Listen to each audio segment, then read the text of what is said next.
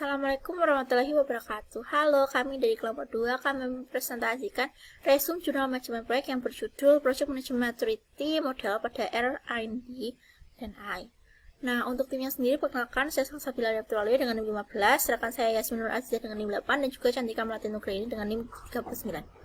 Kita masuk ke identitas jurnal. Nah, jadi judulnya yaitu A Case Study of Using Project Management Maturity Models yang ditulis oleh Gabriela Sousa, Alberto Pereira, dan juga Jose Salgado Rodriguez pada tahun 2026, dan juga jurnalnya ini milik Prosedia Computer Science dan diterbitkan oleh Elsevier. Nah, kita masuk ke abstrak. Jadi, R&D-I berperan penting dalam inovasi yang menghadapi tantangan dalam manajemen proyek. Nah, jadi, penelitian ini tuh menggunakan PM Maturity Model yang akan menghasilkan organisasi berada di 3 level yang digunakan sebagai dasar perbaikan. Untuk latar belakangnya sendiri, proyek ini tuh bersifat kompleks dan tidak pasti. Nah, jadi banyak stakeholder yang terlibat dan dibutuhkan manajemen proyek yang lebih terstruktur. Nah, apa sih rumusan masalah dan tujuannya? Jadi untuk rumusan masalahnya yaitu apakah maturity model dapat menjadi roadmap, dan juga tujuannya yang pertama yaitu mengukur kematangan PM, yang kedua identifikasi kelemahan, dan yang ketiga memberikan rekomendasi. Baik, untuk slide selanjutnya akan dijelaskan oleh rekan saya Yasmin dan juga Cantika. Terima kasih. Selanjutnya yaitu konsep utama. Jadi penelitian ini menggunakan konsep Project Management Maturity Model atau PMMM untuk menilai tingkat kematangan manajemen proyek dalam suatu organisasi. Model yang digunakan yaitu PM2 yang menilai organisasi berdasarkan 5 dimensi utama, yaitu culture, leadership, method, communication, dan experience. Untuk metodologinya, penelitian ini dilakukan dengan metode studi kasus pada organisasi R&D&I di Portugal. Data dikumpulkan melalui kuesioner yang diberikan terhadap 17 responden dan wawancara dengan 5 responden. Seluruh data kemudian dianalisis menggunakan PM2 Maturity Model untuk menentukan tingkat kematangan organisasi tersebut. Dalam PM2 terdapat tingkat kematangan atau level maturity, yaitu terdapat 5 level. Pertama, level 1 yaitu inisial, level 2 itu structure, level 3 institutionalize, level 4 itu manage, dan level 5 yaitu optimize. Hasil penelitian ini menunjukkan bahwa organisasi telah berada di level 3, yaitu institutionalize, yang berarti organisasi sudah memiliki proses manajemen proyek yang formal, namun penerapannya masih belum sepenuhnya standar dan konsisten di seluruh bagian organisasi.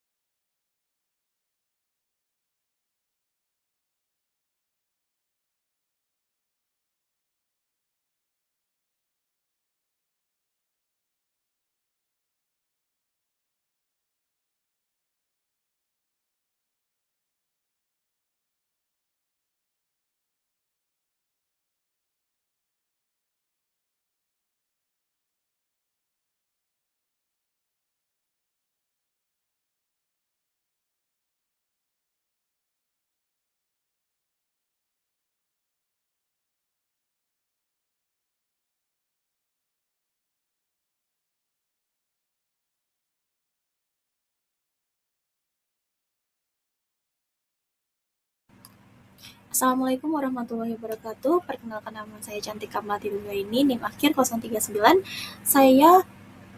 Kami kelompok 2 akan menjelaskan setting proyek di Odoo dari mulai awal download Odoo sampai proyeknya sudah masuk atau sudah disetting di Odoo.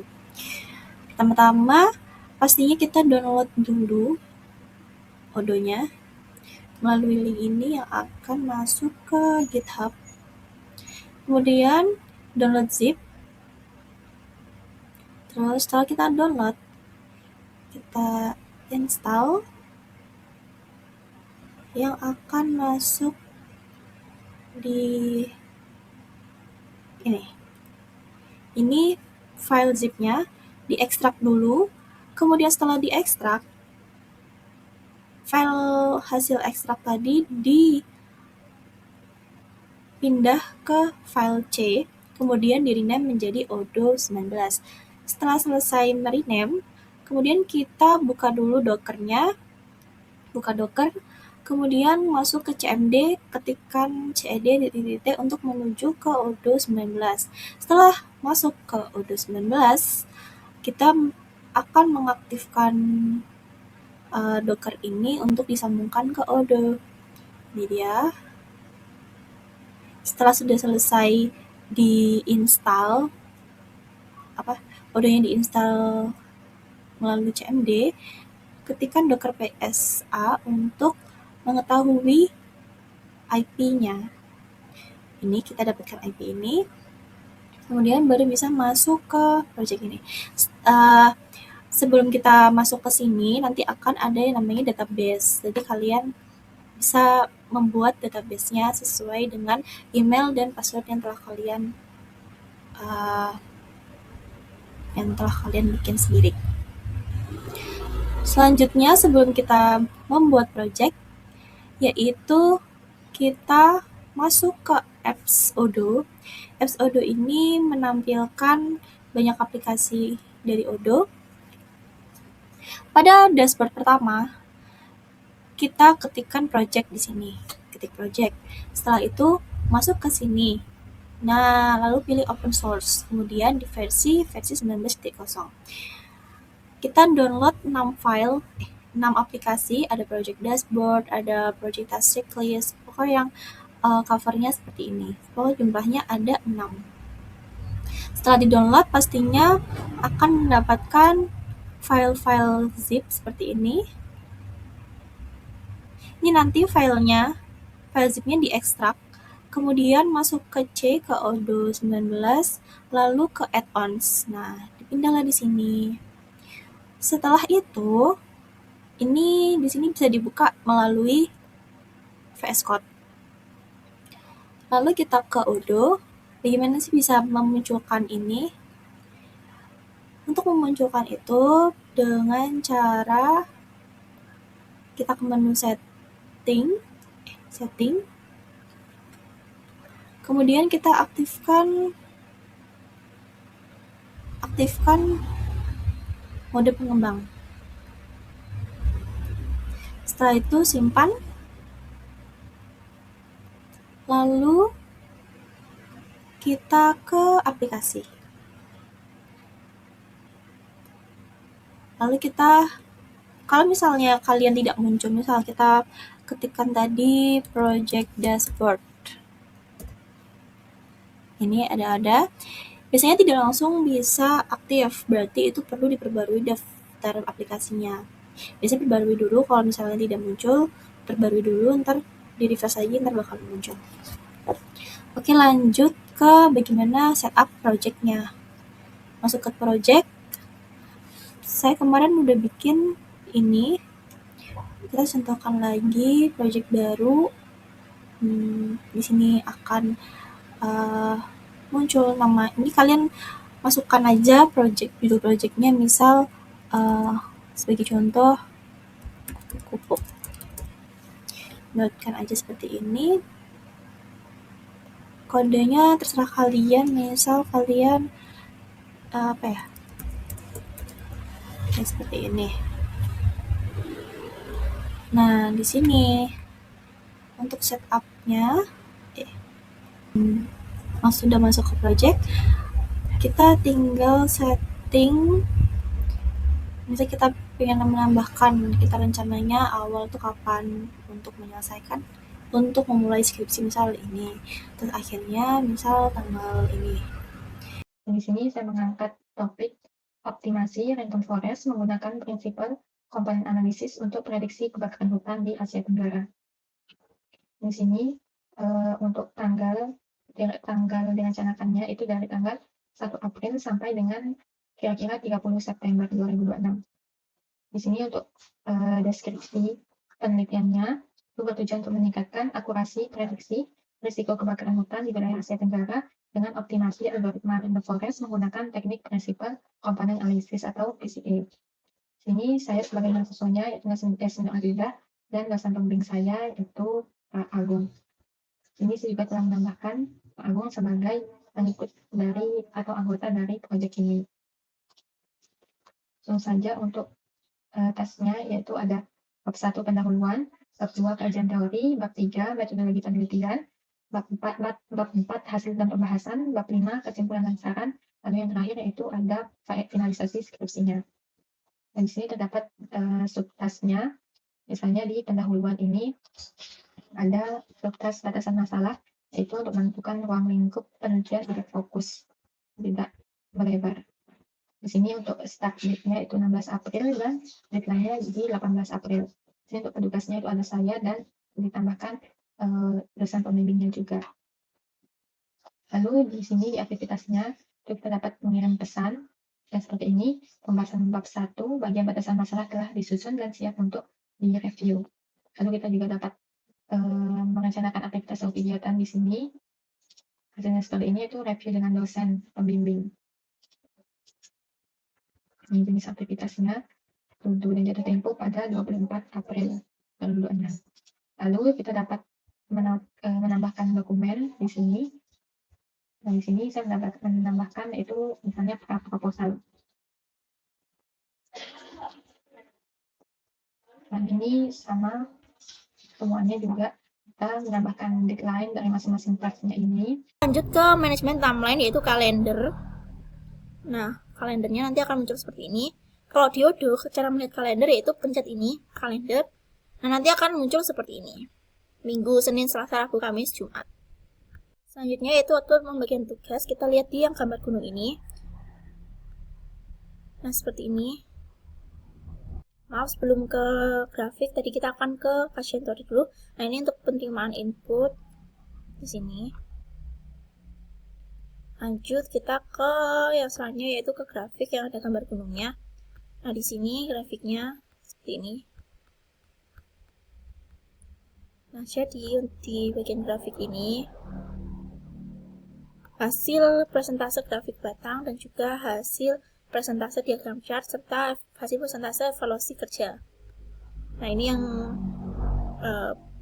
lingkarannya, ini yang batang, yang seperti ini. Jadi seperti itu hasil skripsi saya project di Odoo. Nah, ini untuk bab 1, bab 2, bab 3 seperti ini. Ini untuk petugas-petugasnya, aktivitasnya yang dilakukan, tahapannya apa. Ini untuk kalendernya. Ini untuk yang sudah dilakukan. Nah, ini kayak misal admin menghitung bab 1 seperti ini. Ini untuk grafiknya seperti ini pengukurannya. Grafik batang, diagramnya yang ini seperti ini. Oke, seperti itu yang dapat saya sampaikan. Kurang lebihnya mohon maaf. Wassalamualaikum warahmatullahi wabarakatuh.